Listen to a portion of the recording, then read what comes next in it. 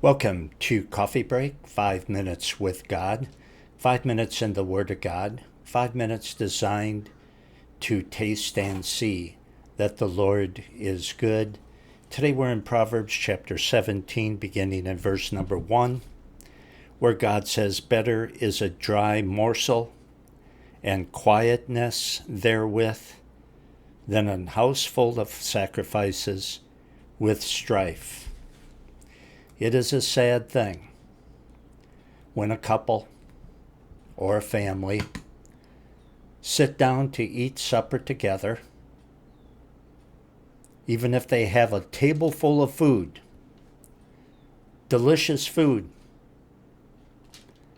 but no one talks to each other. You know, in Bible days, eating together, eating with someone, was a symbol that you wanted to have fellowship with that person. It was a way to have fellowship with somebody. And it should still be that way. Sitting around the dinner table with your wife or your husband, just if it's just you two, and not talking to each other, what is that? And if you have a family with kids and you're not talking and enjoying that time, what is that? I'll tell you what it is. It's wrong. It's indicative of the fact that something is wrong. You'd be much better off if all you had was dry toast, but you cared for each other and you enjoyed mealtime in spite of the lack of delicious food. 2, a wise servant shall have rule over a son that causeth shame, and shall have part of the inheritance among the brethren. Good advice from God. A competent servant or a competent employee today deserves to rise higher than a son who doesn't care.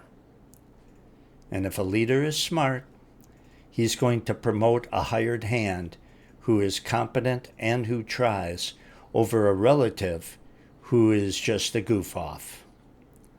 3, the refining pot is for silver, and the furnace for gold, but the Lord testeth the hearts.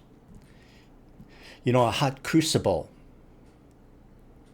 can melt silver, which is what it is used for. It is used to heat up that silver, to get it to where it looks like lava,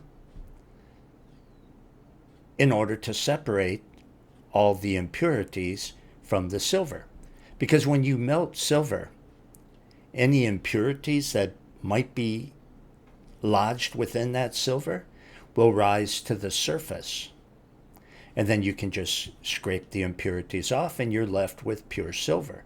That's what a crucible will do. But you have to heat that thing up. It has to get hot enough to melt silver. And God is saying trials are like that crucible. They're hot. If silver could talk and you threw it on a crucible, it would scream. It would be in so much pain. But it leads to pure silver, you see. And God allows trials to come into the life of His people.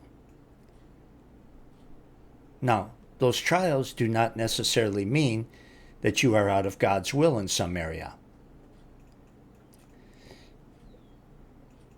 They simply are a way of disciplining us and drawing us closer to Him. Sometimes God allows trials into our lives for the same purpose that we put silver into a crucible, meaning that they test our faith to see if it's real.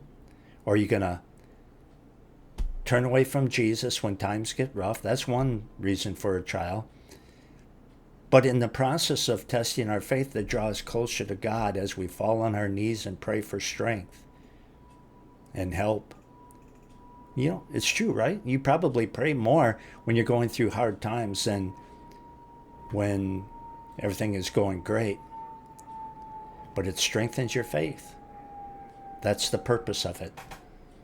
to make you more pure, like that silver is more pure once it goes through the fire. And with that, we'll stop. Thank you for joining me on Coffee Break. We'll see you next time. Until then, so long.